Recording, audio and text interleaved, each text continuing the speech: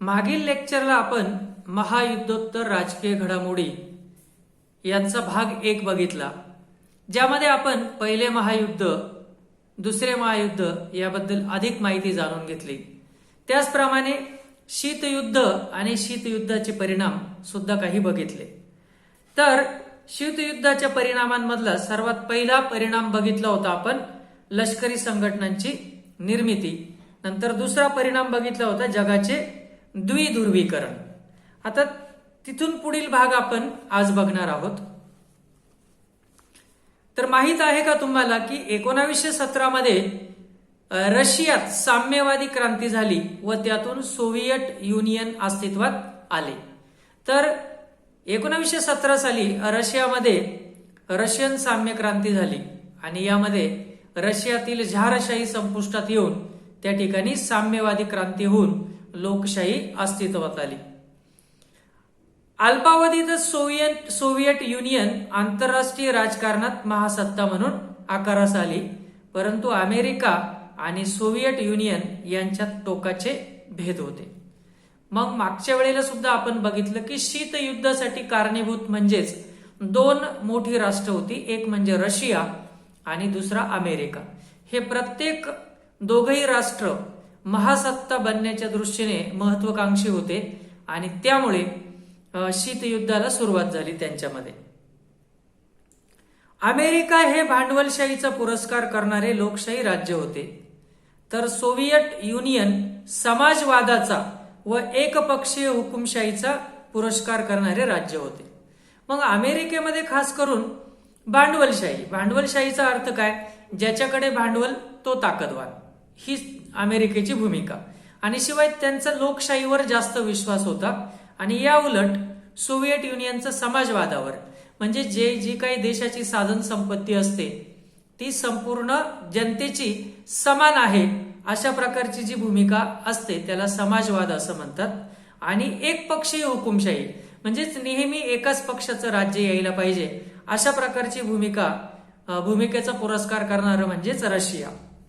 दोन्ही महासत्तांना जगात आपले वर्चस्व वाढवायचे होते. अमेरिकेला भांडवलशाहीचा प्रसार करायचा होता, तर सोव्हिएट युनियनला समाजवादाचा. आणि अशा दोन्ही महासत्तांना जगामध्ये मग आपापले वर्चस्व वाढवायचे होते. अमेरिका भांडवलशाहीचा पुरस्कार करणारी असल्यामुळे तिला जगामध्ये भांडवलशाहीचा प्रसार करायचा होता, तर रशिया समाजवादाचा पुरस्कार असल्यामुळे रशियाला जगामध्ये समाजवादाचा पुरस्कार करायचा होता. आपले प्रभुत्व वाढावे म्हणून दोन्ही महासत्तांनी लहान राष्ट्रांना आपापल्या गटात खेचण्याच्या प्रयत्नांना सुरुवात केली. आणि मग आपले प्रभुत्व वाढावे, आपली शक्ती वाढावी म्हणून प्रत्येक दोन्ही देशांनी जे काही लहान लहान राष्ट्र जे नुकतेच स्वातंत्र्य झाले होते, गुलामगिरीतून मुक्त झाले होते, मग ते आशिया खंडातील असो किंवा आफ्रिका खंडातील असो, तर अशा प्रत्येक राष्ट्रांना आपापल्या गटामध्ये खेचण्यास या राष्ट्रांनी सुरुवात केली. परिणामी युरोपचे वैचारिक पातळीवर विभाजन झाले. म्हणजेच 2 प्रकारच्या विचारधारा, एक भांडवलशाही विचारधारा आणि दुसरी साम्यवादी विचारधारा. प्रत्येक विचारधारेचा राष्ट्र आपल्या विचाराशी सहमत असणाऱ्या लहान राष्ट्रांना आपल्या गटामध्ये ओढू लागला. पश्चिम युरोप व तेथील देश अमेरिकेच्या गटात सामील झाले, तर पूर्व युरोपातील देश सोव्हिएट युनियनच्या गटात सामील झाले. मग खास करून जे पश्चिम युरोपातील देश असतील ते सर्व अमेरिकेकडे आकर्षिले गेले आणि पूर्व युरोपातील देश जे आहेत ते सोव्हिएट युनियनच्या गटामध्ये समाविष्ट झाले. आपापल्या गटातल्या राष्ट्रांना लष्करी व आर्थिक मदत देण्याचे धोरण मग या महासत्तांनी स्वीकारले.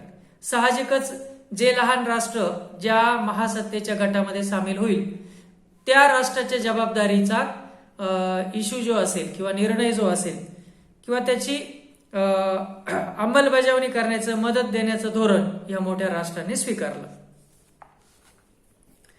आणि यातूनच मग निर्माण झाली ती शस्त्रास्त्र स्पर्धा. महासत्ता एकमेकांना काटशह देण्यासाठी फार मोठ्या प्रमाणावर शस्त्रांची निर्मिती करू लागल्या. अधिकाधिक संहारक अस्त्रे बनवण्याच्या संदर्भात व त्यास लागणारे तंत्रज्ञान अवगत करण्यासाठी स्पर्धा सुरू झाली. परंतु शस्त्रास्त्र स्पर्धेमुळे जागतिक शांतता धोक्यात येईल याची जाणीव दोन्ही महासत्तांना झाल्यामुळे शस्त्रास्त्र नियंत्रणाचे आणि निशस्त्रीकरणाचे प्रयत्नही पुन्हा याच काळात सुरू झाले.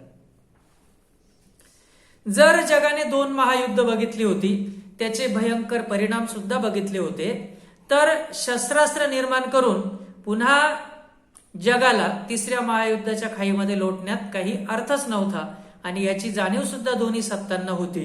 म्हणूनच पुढे शस्त्रास्त्र स्पर्धा जरी निर्माण झाली तरी दोन्ही महासत्तांना शहाणपण येऊन शस्त्रास्त्र नियंत्रणाचे आणि निशस्त्रीकरणाचे सुद्धा प्रयत्न झाले. निशस्त्रीकरण म्हणजे शस्त्रास्त्र कमी करणे किंवा शस्त्रास्त्रांची निर्मिती थांबवणे. नंतर त्यातूनच पुढे काही प्रादेशिक संघटनांची निर्मिती झाली. महासत्तांच्या स्पर्धेत विकसनशील राष्ट्रांनी परस्परांना मदत करण्यासाठी आपापल्या प्रादेशिक पातळ्यांवर संघटना निर्माण केल्या. मग यामध्ये हे दोघही महासत्ता ज्या होत्या त्या आर्थिक विकास त्यांचा खूप चांगला झालेला होता. त्या विकसित राष्ट्रांमध्ये त्यांना संबोधलं जायचं.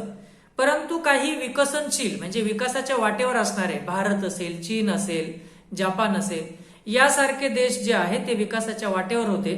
मग अशा देशांनी आपापल्या राष्ट्रांना मदत करण्यासाठी किंवा ह्या मोठ्या राष्ट्रांवर अवलंबून न राहता या छोट्या राष्ट्रांनीच परस्परांना मदत करण्यासाठी आपापल्या प्रादेशिक पातळ्यांवर संघटना निर्माण केल्या. त्यांना आर्थिक विकास महत्वाचा वाटत होता. युरोपमधील देशांनी युरोपीय आर्थिक संघ निर्माण केला, तर आग्नेय आशियाई देशांनी ज्यामध्ये Singapore, Thailand, Malaysia, Indonesia, Philippines इत्यादी यांनी आसियान संघटना निर्माण केली. मग खास करून ह्या देशांच्या अशा प्रादेशिक संघटना निर्माण करण्याचा उद्देश म्हणजेच त्यांना आर्थिक पातळीवर विकास महत्वाचा वाटत होता. त्यांना महासत्ता बनण्यात इंटरेस्ट नव्हता किंवा महासत्ता बनणे हे त्यांचं उद्दिष्ट नव्हतं. त्यांचं मुख्य उद्दिष्ट होतं ते आर्थिक विकास करणे. आणि यासाठी मग युरोपियन देशांनी युरोपियन आर्थिक संघ निर्माण केला, ज्याला आपण युरोपियन युनियन असं म्हणतो. या उलट आग्नेय आशियाई देशांमध्ये खास करून सिंगापूर, थायलंड, मलेशिया, इंडोनेशिया आणि फिलिपिन्स यांनी आसियान नावाची संघटना निर्माण केली. नंतर शीतयुद्धाचा पुढचा परिणाम म्हणजे अलिप्ततावाद. याविषयी मी मागील लेक्चरमध्ये बोललो होतो की भारतासह काही देशांनी मिळून कुठल्याही गटामध्ये सामील न होण्याचा निर्णय घेऊन अलिप्त राहण्याचा निर्णय घेतला. त्याला अलिप्ततावाद असं म्हणतात. शीतयुद्ध सुरू झाल्यानंतरच्या काळामध्ये एकीकडे जगाचे द्विध्रुवीकरण होत होते, पण त्याचबरोबर काही देशांना महासत्तांच्या स्पर्धेत सामील व्हायचे नव्हते. अशा राष्ट्रांनी महासत्तांच्या स्पर्धेपासून अलिप्त राहण्याचे जे धोरण स्वीकारले त्याला अलिप्ततावाद असे म्हणतात.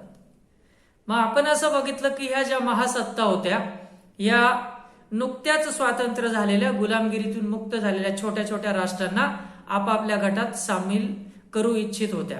परंतु अशी काही राष्ट्र होती जगाच्या पाठीवर ज्यांना ह्या महासत्तांच्या स्पर्धेत उतरायचं नव्हतं. आणि नुकतंच जर ते स्वातंत्र्य मिळवलेलं होतं, त्यांनी गुलामगिरीतून जर ते मुक्त झालेले होते, तर पुन्हा त्यांना दुसऱ्या कुठल्याही देशाचं अस्तित्व मान्य नव्हतं.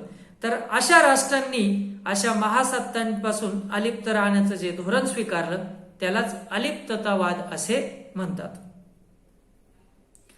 अलिप्ततावाद ही शीतयुद्ध काळातील एक महत्वाची चळवळ होती. तर या अलिप्ततावादी चळवळीचा थोडासा विचार करूया. दुसऱ्या महायुद्धानंतर आशिया व आफ्रिका खंडातील नव्याने स्वातंत्र्य झालेल्या देशांनी अलिप्ततेच्या विचारांना पाठिंबा दिला. तर यामध्ये खास करून आशिया आणि आफ्रिका खंडातील काही देशांचा समावेश होता.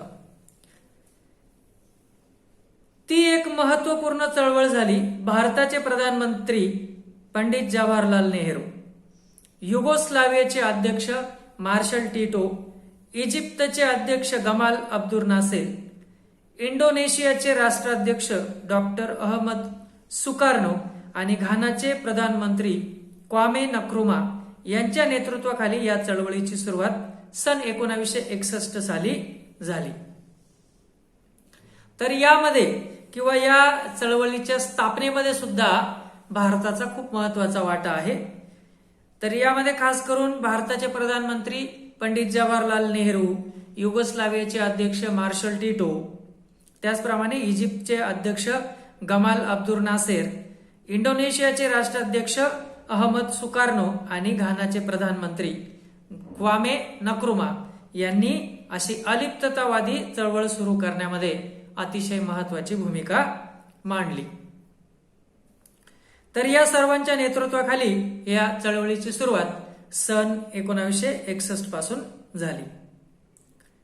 तर या अलिप्ततावादीच्या चळवळीचं मूल्यमापन जर करण्याचा विचार केला, म्हणजेच तिच्या यश अपयशाचा विचार केला, तर तिला किती यश मिळालं आणि किती अपयश मिळालं ते आपण बघूया. अलिप्ततावादी चळवळीने वसाहतवाद, साम्राज्यवाद आणि वंशवाद याला विरोध केला. आता या तीनही मुद्द्यांचा अर्थ अतिशय व्यापक असा आहे, तो अर्थ आपल्याला माहिती पाहिजे. वसाहतवाद म्हणजेच कुठल्याही देशाचे स्वातंत्र्य हिरावून त्या देशामध्ये आपली वसाहत निर्माण करू नये कोणत्याही राष्ट्राने. साम्राज्यवाद म्हणजेच कुठल्याही देशाला पैशाच्या बळावर किंवा भांडवलाच्या बळावर आपला गुलाम बनवू नये, विस्तार करू नये. आणि वंशवाद म्हणजेच काळा गोरा भेद, किंवा जसं आपण बघितलं होतं की हिटलरने वंशवादाची निर्मिती केली आणि त्यातूनच दुसरं महायुद्ध झालं.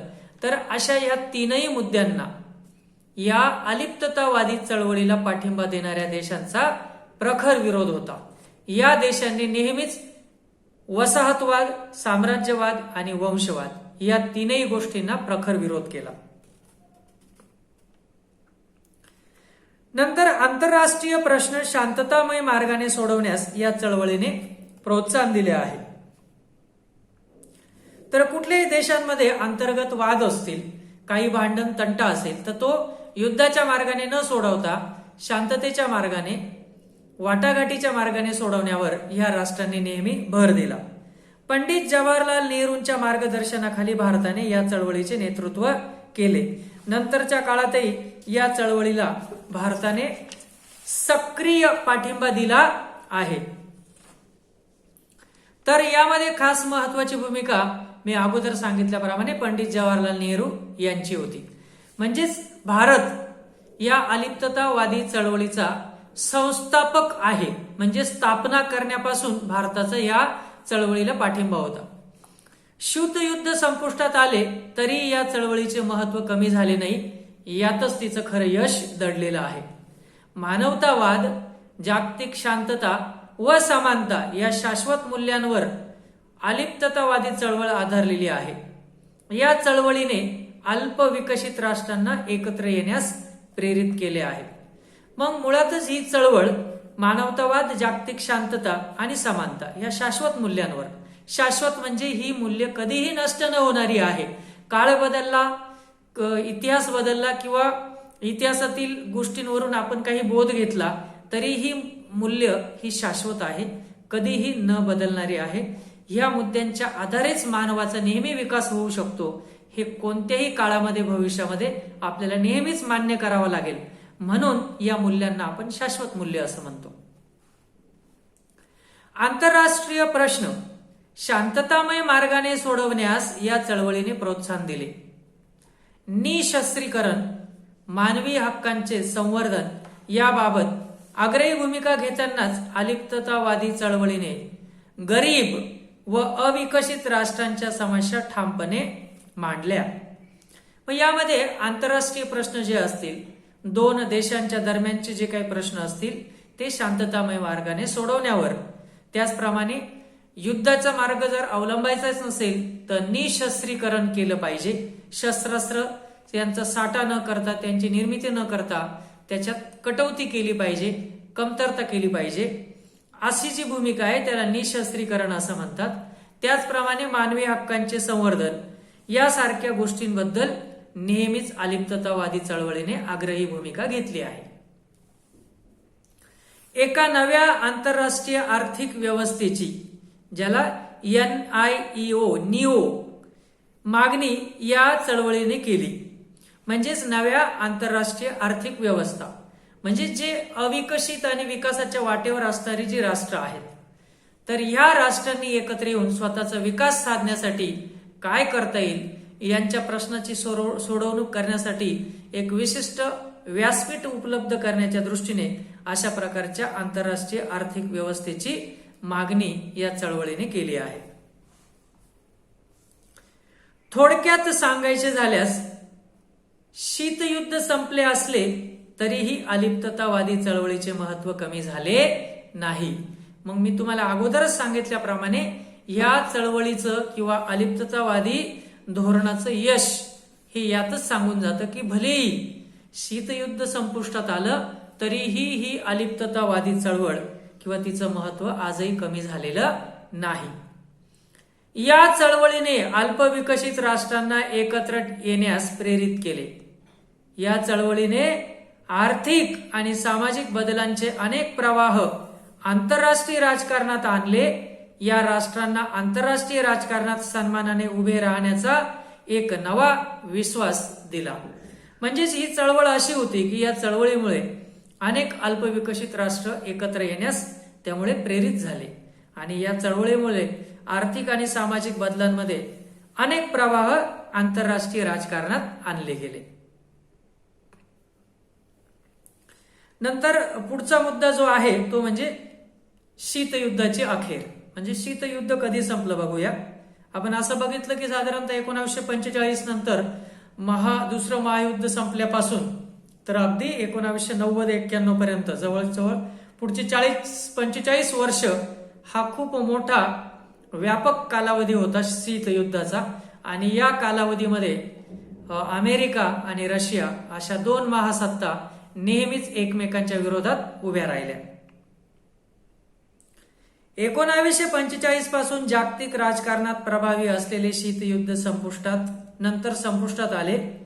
शीतयुद्धाची अखेर ही एक मागील शतकाच्या शेवटी झालेली अत्यंत महत्वाची घटना होती. शीतयुद्धाची अखेर होण्यास अनेक बाबी कारणीभूत होत्या. मग मागील शतकाच्या अखेरीस म्हणजे मी सांगितलं की 1991 मध्ये सर्वसाधारणतः शीतयुद्धाचा शेवट झाला. तर या शीतयुद्धाला शेवट होण्यास अनेक बाबी कारणीभूत आहेत. त्यातील सर्वात महत्वाचं कारण म्हणजेच सोव्हिएट युनियनचे विभाजन.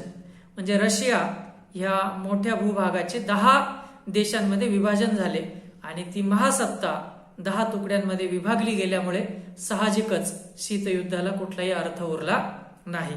तर बघूया शीतयुद्धासाठी किंवा शीतयुद्धाचा शेवट होण्यास अखेर होण्यास कारणीभूत असलेल्या बाबी. पहिली बाब म्हणजेच सोव्हिएट युनियनने आर्थिक खुलेपणाचे धोरण स्वीकारले आणि राज्याचे अर्थव्यवस्थेवरील नियंत्रण शिथिल केले. म्हणजेच पहिलं कारण होतं ते सोव्हिएट युनियनने आर्थिक खुलेपणाचं धोरण. आर्थिक खुलेपणाचं धोरण म्हणजेच इतर देशांना आपल्या देशामध्ये येऊन कंपन्या स्थापन करण्याचा, व्यापार करण्याची मुभा देणे याला खुले आर्थिक धोरण असं म्हणतात. दुसरं कारण जे होतं ते सोव्हिएट युनियनचे तत्कालीन अध्यक्ष मिखाईल गोर्बाचेव यांनी पेरेस्ट्रोइका या शब्दाचा अर्थ होतो पुनर्रचना. पेरेस्ट्रोइका हा रशियन भाषेतील शब्द आहे ज्याचा अर्थ मी सांगितला पुनर्रचना. आणि ग्लासनोस्त म्हणजे खुलेपण ही धोरणे अंमलात आणली. म्हणजेच पुनर्रचना आणि खुलेपणा ही दोन धोरणं अंमलात आणली त्यावेळेचे तत्कालीन रशियाचे राष्ट्राध्यक्ष मिखाईल गोर्बाचेव यांनी. ही धोरणे अंमलात आणली. या धोरणांमुळे माध्यमांवरील नियंत्रण कमी झाले. राजकीय व आर्थिक क्षेत्रात महत्वपूर्ण बदल घडून आले. म्हणजेच या क्षेत्रात पुनर्वसन किंवा पुनर्रचना करण्यात आली. त्यामुळे लोकशाहीकरणाला चालना मिळाली. आपण सुरुवातीला बघितलं होतं की रशियाचा नेहमीच लोकशाहीला विरोध होता. त्यांना एकाधिकारशाही पाहिजे होती आणि सामाजिक धोरण त्यांना हवं होतं. आणि जेव्हा एकाधिकारशाही असते तेव्हा नेहमीच ज्या काही बातम्या देणाऱ्या संस्था असतात ज्यांना आपण माध्यम असं म्हणतो, लोकांपर्यंत बातम्या पोहोचवणारे जे माध्यम असतात त्यांच्यावर खूप बंधनं असतात. त्यामुळे सरकार कशा प्रकारे राज्य कारभार करते याविषयीच्या गोष्टी जनतेपर्यंत सहजासहजी पोहोचवल्या जात नाहीत. सरकारला जनतेपर्यंत जेवढं पोहोचवायचे तेच पोहोचवलं जातं जेव्हा माध्यमांवर खूप बंधने असतात. परंतु खुलं आर्थिक धोरण स्वीकारल्यानंतर मात्र माध्यमांवरील अशा प्रकारची बंधने शिथिल करण्यात आली आणि त्यामुळे लोकशाहीला चालना मिळाली. नंतर पूर्व युरोपमधील सोव्हिएट युनियनच्या प्रभावाखालील देशांनी भांडवलशाही व लोकशाही मार्गाचा स्वीकार केल्यामुळे तेथील राजवटी बदलल्या. म्हणजेच जे ज्या राष्ट्रांनी रशियामध्ये किंवा रशियासारख्या देशाच्या गटामध्ये समाविष्ट केलेला होता किंवा आपल्याला सामील करून घेतलं होतं त्या राष्ट्रांनी पुढे रशियाच्या धोरणाला विरोध करून अमेरिकेसारखं भांडवलशाही आणि लोकशाही धोरण यांचा स्वीकार केला आणि त्यामुळे तेथील राजवटी सुद्धा बदलल्या. आणि चौथं कारण होतं सोव्हिएट युनियनचे विघटन झाले व त्यातून अनेक नवी स्वतंत्र राष्ट्रे निर्माण झाली. रशिया हा सोव्हिएट युनियनमधील सर्वात मोठा देश होता.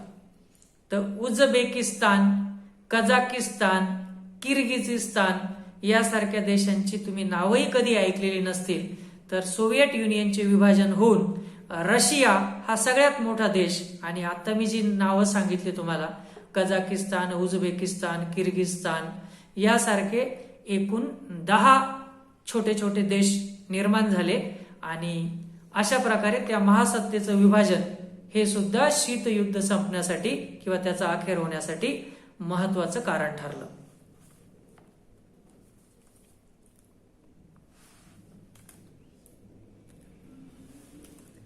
नंतर नाटो ही संघटना आजही अस्तित्वात आहे. नाटो ही उत्तर अमेरिकेची लष्करी संघटना होती हे आपण मागेच शिकलो. आणि सगळ्यात महत्वाचं म्हणजेच जेव्हा शीतयुद्धाला सुरुवात झाली तेव्हा या दोन महासत्तांनी नाटो आणि रशियाची एक संस्था होती जी लष्करी स्वरूपाची संघटना होती. आज शीतयुद्ध संपलं आहे म्हणजे नाटोची तशी गरज नाही परंतु तरीही ही संस्था आजही अस्तित्वात आहेत. आता तिचे स्वरूप मात्र लष्करी राहिलेले नाही. या संघटनेमध्ये आता किती देश आहेत ते तुम्ही शोधा. नंतर शब्द सुचवा. एकच महासत्ता असते व तिच्यावर जेव्हा अनेक देश अवलंबून असतात तेव्हा त्या आंतरराष्ट्रीय व्यवस्थेला आपण एकध्रुवीय व्यवस्था असे म्हणतो. दोन महासत्तांमध्ये झालेल्या राष्ट्रांच्या विभागणीला द्विध्रुवीकरण म्हणतात. जेव्हा अनेक देश महासत्ता म्हणून आंतरराष्ट्रीय व्यवस्थेत आकारास येतील तेव्हा त्या व्यवस्थेला काय म्हणता येईल. तर मी सांगितलं तुम्हाला की एकच देश असेल तर एकध्रुवीय व्यवस्था म्हणायचं. नंतर आपण बघितलं की रशिया आणि अमेरिका अशा दोन राष्ट्रांमध्ये महासत्तांमध्ये देशाचं विभाजन झालं तेव्हा आपण त्याला द्विध्रुवीकरण म्हटलं होतं. आणि आता आपल्याला प्रश्न विचारलाय की जेव्हा अनेक देश महासत्ता बनतील आणि आंतरराष्ट्रीय व्यवस्थेत आकारास येतील तेव्हा त्या व्यवस्थेला काय म्हणता येईल. तर माझ्या माहितीप्रमाणे आपण त्याला बहुध्रुवीकरण म्हणू शकतो. एकच होतं तेव्हा एक ध्रुवीकरण, दोन असेल तर द्वि आणि खूप सारे देश येणार असतील तर आपण त्याला बहुध्रुवीकरण म्हणू शकतो, हो की नाही. नंतर युद्धाचा फोलपणा या विषयावर निबंध लिहा. त्यासाठी काही मुद्दे येथे दिले आहेत, यावर चर्चा करा. जसं की कोणत्याही समस्या चर्चा व वाटाघाटीने सोडवता येतात तर युद्ध कशाला पाहिजे. युद्धामुळे कुठल्याही समस्या सुटत नाही, उलट्या त्या वाढतात आणि युद्धामुळे विकासाला खीळ बसते, देशाचा विकास खुंटतो. असे तुमच्या मदतीसाठी मुद्दे दिलेले आहेत. तर युद्धाचा फोलपणा या विषयावर तुम्ही निश्चित निबंध लिहू शकतात. शेवटचा मुद्दा आहे या पाठाचा तो म्हणजेच शीतयुद्धानंतरचे जग आणि जागतिकीकरण म्हणजे काय. तर बघूया. शीतयुद्धानंतरचे जग. सोव्हिएत युनियनच्या विघटनाबरोबर शीतयुद्ध संपले. म्हणजेच रशियाचे 10 तुकड्यांमध्ये विभाजन झाले आणि त्यानंतर शीतयुद्ध अर्थात संपलं. एकेकाळच्या या महासत्तेचे विघटन झाल्याने जागतिक राजकारणात महत्वाचे बदल घडून आले. आता एकेकाळी अमेरिकेच्या तोडीस तोड देणारी जी महासत्ता होती तिचं विघटन झालं, विभाजन झालं. त्यामुळे जागतिक राजकारणामध्ये सुद्धा काही महत्वाचे बदल घडून आले. आता ते कोणते बदल घडून आले ते आपण बघूया. अतिशय महत्वाचा बदल म्हणजे जागतिक राजकारणात अमेरिका ही एकमेव सत्ता उरली. राष्ट्रांमधील व्यापार व आर्थिक संबंध वाढण्यास अनुकूल वातावरण निर्माण झाले. भांडवल, श्रम, बाजारपेठ, माहिती यांचा जगभर प्रसार झाला आणि लोकांमधील विचार कल्पनांचाही मुक्त संचार होऊ लागला. आणि समाजवादामध्ये नेहमीच एका विशिष्ट साचेबद्ध पद्धतीने देशाचा विकास करण्यावर भर दिला जातो. परंतु जेव्हा मुक्त आर्थिक धोरण स्वीकारलं जातं तेव्हा साहजिकच राष्ट्रांमध्ये व्यापार वाढतो. आर्थिक संबंध त्यामुळे वाढण्यास मदत निर्माण होते किंवा अनुकूल वातावरण निर्माण होते. आणि भांडवल, श्रम, बाजारपेठा, माहिती, लोकांमधील विचार कल्पना यांचा मुक्त संचार देशांतर्गत किंवा देशादेशांमध्ये होऊ शकतो.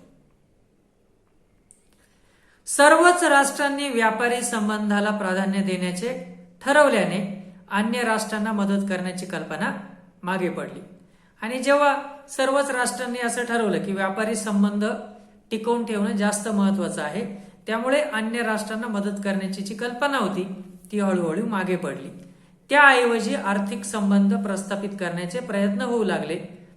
म्हणजेच पूर्वी आपल्या विरोधातील एखाद्या देशाला शत्रू राष्ट्र म्हणून संबोधण्याऐवजी स्पर्धक राष्ट्र ही संकल्पना पुढे आली. मग व्यापारी दृष्टिकोनातून एकमेकांकडे बघायचं असेल तर शत्रू राष्ट्र असा उल्लेख न करता स्पर्धक राष्ट्र असा उल्लेख यापुढे केला जाऊ लागला. म्हणजेच जसं भारत आणि चीनचा विचार केल्यास ते एकमेकांचे शत्रू न समजता आपण असं म्हणतो की आमच्यामध्ये स्पर्धा आहे, कोण पुढे जातो, कोण महासत्ता बनणार, कोण लवकर विकास करणार, यासारख्या स्पर्धा निर्माण झाल्यामुळे त्याला आपण स्पर्धक राष्ट्र असं म्हणतो, शत्रू राष्ट्र म्हणण्याऐवजी. नंतर संयुक्त राष्ट्रे या संघटनेच्या जबाबदारीत त्यामुळे साहजिकच वाढ झाली. राष्ट्रसंघाच्या अपयशानंतर म्हणजेच पहिल्या महायुद्धानंतर महायुद्ध होऊ नये म्हणून राष्ट्रसंघाची निर्मिती झाली. परंतु राष्ट्रसंघ मात्र दुसरं महायुद्ध थांबवू शकला नाही. आणि मग राष्ट्रसंघातच थोडीशी पुनर्रचना करून त्यामध्ये काही विशिष्ट गोष्टींचा अंतर्भाव करून संयुक्त राष्ट्रे ही जागतिक पातळीवर संघटना निर्माण करण्यात आली, जी देशांतर्गत किंवा देशादेशांमधील जे वाद असतील, तंटे, भांडणं असतील ती शांततेच्या मार्गाने सोडवण्यावर भर देते. आणि अशा या संयुक्त राष्ट्राच्या संघटनेच्या जबाबदारीमध्ये त्यामुळे साहजिकच वाढ झाली. जागतिक शांतता व सुरक्षितता टिकवण्यासाठी संयुक्त राष्ट्रांना अधिक ठोस प्रयत्न करावे लागत आहेत. नंतर पर्यावरण रक्षण, मानवी हक्कांची जोपासना, स्त्री पुरुष समानता, नैसर्गिक आपत्तींचा सामना या बाबींना जागतिक स्वरूप प्राप्त झाले. म्हणजेच एखाद्या देशात काही नैसर्गिक आपत्ती आली असेल तर इतर देशही त्याच्या मदतीला नेहमीच धावून जातात किंवा ती आपत्ती म्हणजे त्या देशाचीच आहे, आम्हाला त्याच्याशी काहीही देणे घेणे नाही, अशा प्रकारची भूमिका आज कोणताही देश घेताना दिसत नाही. एकमेकांना नेहमीच नैसर्गिक आपत्तीमध्ये मदत करतात. त्याचप्रमाणे पर्यावरण रक्षण ही कुठल्या एका देशाची जबाबदारी नसून सर्वांनी एकत्रितपणे येऊन त्याच्यावर काहीतरी ठोस उपाययोजना केल्या पाहिजे असं मत अनेक राष्ट्रांमध्ये आजही बघावयास मिळतं. त्याचप्रमाणे मानवी हक्कांची जोपासना केली पाहिजे आणि स्त्री पुरुष समानता या गोष्टींना सुद्धा जागतिक स्वरूप प्राप्त झाले आहे. आणि ह्या सर्व गोष्टी ज्या झाल्या त्या शीतयुद्धानंतरच्या बदल म्हणावे लागतील याला. शेवटचा मुद्दा आहे तो म्हणजे जागतिकीकरण म्हणजे काय. शीतयुद्धानंतर व्यापार व आर्थिक संबंधामध्ये खुलेपणा आला. तर जागतिकीकरणाचा अर्थच असा होतो की संपूर्ण जग हे एक कुटुंब असून खुलेपणाने कोणत्याही देशाला कुठल्याही देशाबरोबर मुक्तपणे व्यापार करता आला पाहिजे, अर्थात काही विशिष्ट नियम आणि अटींमध्ये राहून. त्यासाठी आंतरराष्ट्रीय पातळीवर काही व्यापारी संघटना सुद्धा आहे. वर्ल्ड ट्रेड ऑर्गनायझेशन, जागतिक व्यापार संघटना तुम्ही ऐकलं असेल. जशी वर्ल्ड हेल्थ ऑर्गनायझेशन जागतिक आरोग्य संघटना असते, तसेच जागतिक व्यापार संघटना सुद्धा आहेत. तर देशांतर्गत किंवा देशादेशांमध्ये होणारा व्यापार हा कोणत्या नियमाच्या आधारे झाला पाहिजे ते नियम ठरवणारी ही संस्था आहे. शीतयुद्धानंतर व्यापार व आर्थिक संबंधामध्ये खुलेपणा आला. यापूर्वीच म्हटल्याप्रमाणे भांडवल, श्रम, बाजारपेठा आणि माहितीचे जगभर संचरण होऊ लागले. जगभरच्या लोकांमध्ये विचार, कल्पनांची देवाणघेवाण वाढली. मग या ठिकाणी आपण असं बघितलं की जागतिकीकरणामुळे साहजिकच श्रम, भांडवल, बाजारपेठा, माहिती यांची संपूर्ण जगभरमध्ये संचरण होऊ लागलं, देवाणघेवाण होऊ लागली. माहिती तंत्रज्ञानातील क्रांतीने जगातल्या घटना व घडामोडी सर्वत्र कळू लागल्या. देशांच्या सीमा रेषांना पूर्वी इतके महत्व राहिले नाही. या सर्व प्रक्रियांना जागतिकीकरण असे म्हणतात. तर देशांच्या ज्या सीमारेषा आहेत त्याला फारसं महत्व राहिलं नाही आणि एका देशाचा दुसऱ्या देशाबरोबर सहज व्यापार होऊ लागला काही नियमांच्या आधारे. आणि या सर्व बदलांना किंवा प्रक्रियांनाच आपण एकत्रितपणे जागतिकीकरण असं म्हणतो. जागतिकीकरणाचे जसे काही फायदे झाले तसेच काही तोटे सुद्धा झाले. तर आपल्याला असं नाही म्हणता येणार की प्रत्येक ठिकाणी फक्त फायदाच असतो. नाण्याला नेहमीच दोन बाजू असतात. कुठलाही शोध असेल किंवा क्रांतीपूर्व पाऊल आपण बघितलं तर जेव्हा फायदे असतात तेव्हा तोटे त्याच्याबरोबर असतातच, हे आपण नेहमी लक्षात ठेवलं पाहिजे.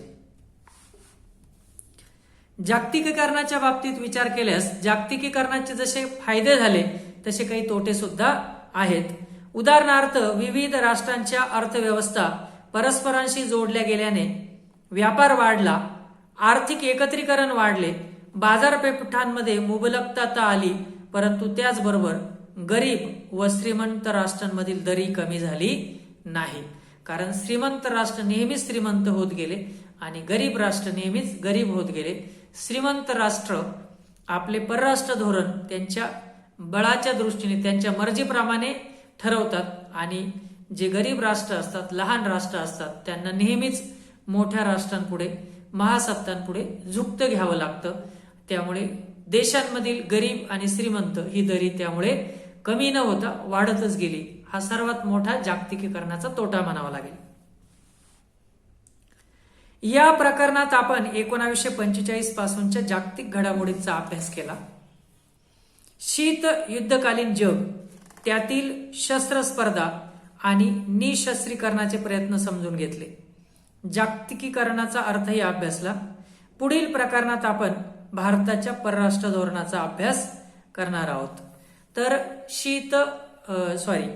महायुद्धोत्तर राजकीय घडामोडी धड्याचं नावच असं होतं आणि महायुद्ध जे दुसरं संपलं ते 1945 साली. म्हणूनच आपण या धड्यामध्ये ज्याही घडामोडी बघितल्या त्या सगळ्या 1945 नंतरच्या काळाच्या होत्या. मग त्यामध्ये आपण शीतयुद्धकालीन जग, नंतर शस्त्र स्पर्धा, निशस्त्रीकरणाचे प्रयत्न आणि जागतिकीकरण म्हणजे काय या गोष्टी समजून घेतल्या. आता पुढील धड्यामध्ये आपल्याला भारताच्या परराष्ट्र धोरणाचा अभ्यास करायचा आहे. सगळ्यात महत्वाचं म्हणजेच कोणत्याही देशाचं परराष्ट्र धोरण कोणत्या गोष्टींवर ठरतं आणि त्यामध्ये भारताचं स्वतःचं परराष्ट्र धोरण कोणत्या मुद्द्याच्या आधारे कशा प्रकारे आहे याबद्दलची अधिक माहिती आपण पुढील पाठामध्ये घेणार आहोत. तर अशा पद्धतीने आपला राज्यशास्त्राचा पहिला धडा संपलेला आहे.